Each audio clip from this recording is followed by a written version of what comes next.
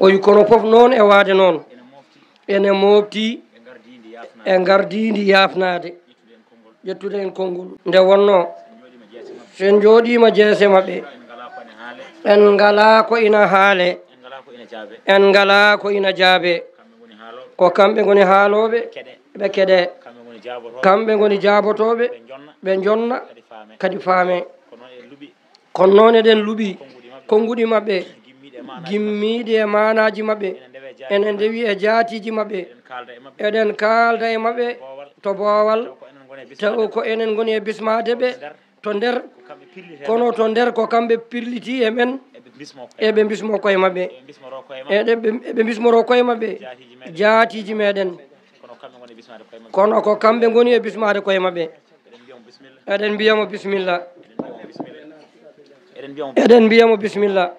ɗo makko ɗo nde wonno ɗo makko ɗo ɗon tan sen kaaɗi ɗon ene yona kono eɗen mbiyamo kadi bisimilla ɗo ceerno ɗo eɗen mbiyamo bisimilla ɗo jinnaɗo makko ɗo cheikh alhaji mouhammad ibni sayd radiallahu taala anhu eɗen mbiyamo bisimilla ɗo ceerno hamme baba talla radiallahu taala anhu eɗen mbiyamo bisimilla ɗo cheikh alhaji ali radiallahu taala anhu ɗo o wi sen jokki ɗiɗo bisimillaji ko ɗo mbalten nde wonno allah na wallimo omo heewi bismorɗe wadde daɓɓinoɗen ɗo mbiyen bisimilla makko enel to nelaɗo allah sallllahu alayhi wa sallam wona fofof timmi nde wonno kala ko kalɗa ko haadema yettade annabi o taw kono sa haali annabi hankadi na haala gasi ala ko ina jokke hen eɗen gandinamo ko ɓuuri en andude tawa gandal ngal gandal ɓurgal to makko toɓɓite men seeɗa ko ngal gandal mbiyeten eɗen gandinamo wonde ɗo ko nokku makko gonga o ari koye galle makko o ari koye ɓesgu makko o ari koye yiɗɓe makko o ari koye leegal makko o ari koɗo ɓooyi yiɗede yo ar o ari koɗo ɓooyi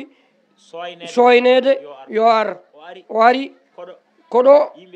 ɓooyi yimɓe ɓooyi susde kenal barke makko yimɓe ina ɓooyi susde kenal barke makko yimɓe ne ɓooyi susde kenal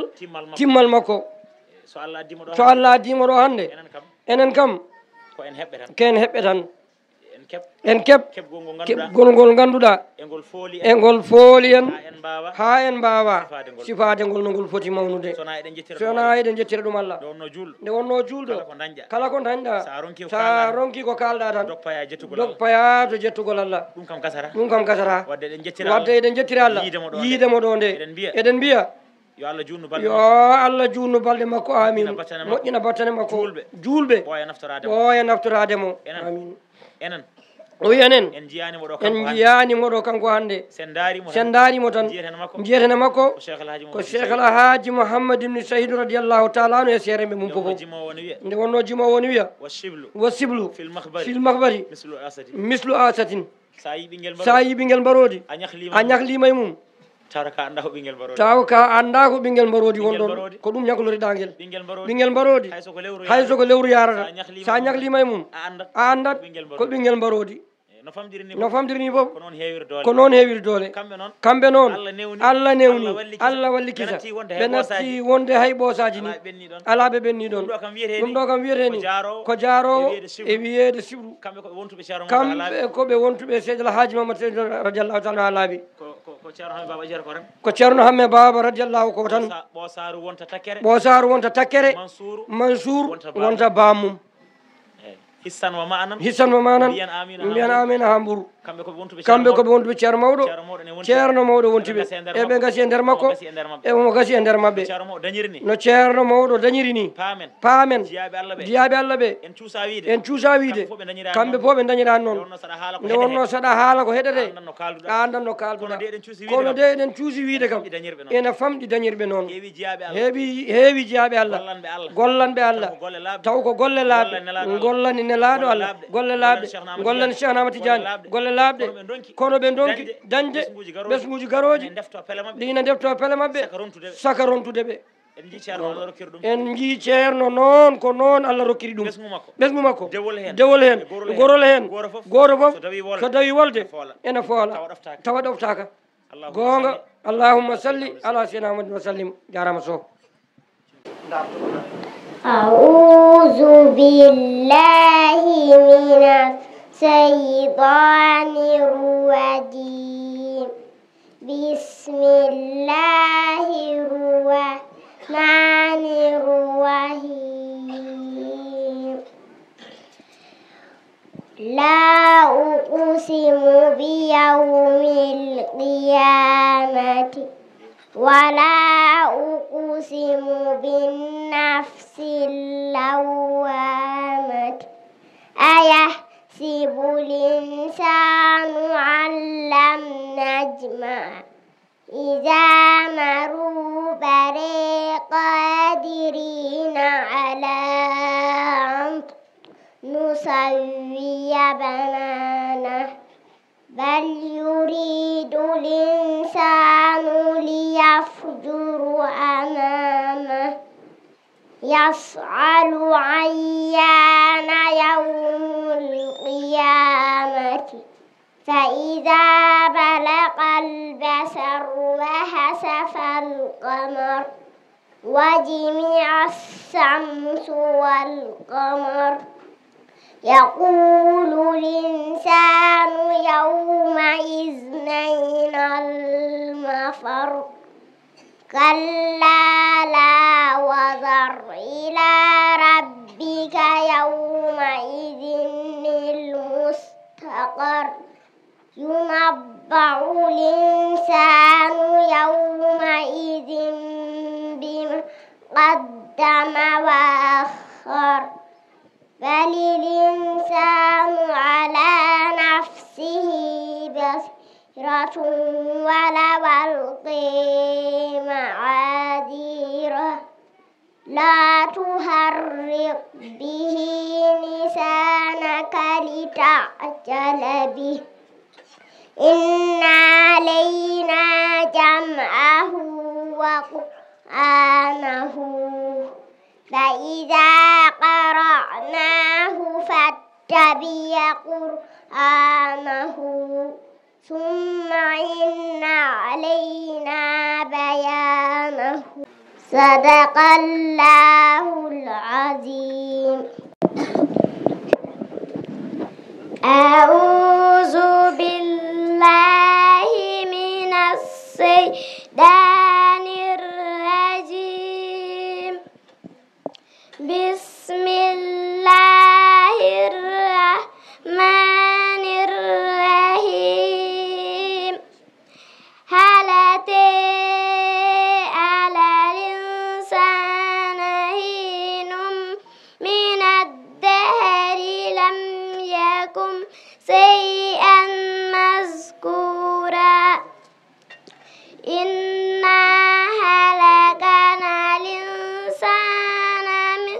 نطفة أمشاج نبتليه فجعلناه سميعا بصيرا إنا هديناه السبيل إما شاكرا وإما كفورا إنا أعتدنا للكافرين سلاسلا وأغلالا وسعيرا صدق الله العظيم. وعليكم السلام ورحمة الله تعالى وبركاته. شيخ جنبيا السلام عليكم ورحمة الله تعالى وبركاته. o wi en calmini julɓe ɓe no moƴƴi en juurimama ɓe en jaagimama ɓe du'awu en bismimama ɓe en bismima kadi nene men nene asamaw ceerno e nene men sunnatu sal kamɓe e yaadiɓe maɓɓe fof wi en mbiɓe bisimilla maɓɓe bisimilla maɓɓe e nokku maɓɓe bisimilla maɓɓe e galle maɓɓe bisimilla maɓɓe e almuɓɓe maɓɓe bisimilla maɓɓe e yiɗɓe maɓɓe bisimilla maɓɓe e ɓe ganduɗa nguuri tan ko wonde almuɓɓe maɓɓe inchallahu taala o wi ceerno Cheikh Oumar kala ko bismeteno eno bismorteno o bismorimaɓe noon enen noon eɗen mbiya ha joni bisimilla nene asma'u ceerno bisimilla ma bisimilla ma ko suuɗi e ko feeñi bisimilla ma e ɓerɗe he e terɗe he bisimilla ma saabu hande ko Allah muuyi rokkude min rokkude leegal ngal rokkude duɗal ngal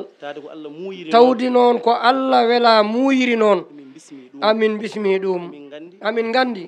ɗum ko dokkal amin gandi ko Allah handini min hen so Allah handinano min hen hayso min jiɗino ena wawno wooda ko fali immade to gimmiɗa to an ha ɗo ko minen ponno yaade tawoydema an garɗa ɗum moƴƴere wonde hen nde ɗum wiyete ko yo Allah rokku en fandinde moƴƴere wonde hen nde e ɗum waɗi moƴƴere e ɗum waɗi barke eɗen gandiri noon bisimilla makko e julɓe ɓe foof enen bismimo leegal ngal foof enen bismimo sukaɓe almuɓɓe ɓene enen bismimo yummiraɓe sukaɓe ɓene e babiraɓe ɓe foof eɓe bismima eɓe mbima bisimilla ma e leegal he inchallahu taala kala ko siftinorte kala ko haalete fofof min batti e juuɗe ma nene amin ñaago yaafuya noon ɓamtude sawtu amen taw aɗa heeɗi min ñaagui hen yaafuya bisimilla ma allahumma salli ala sayyidina wa sallim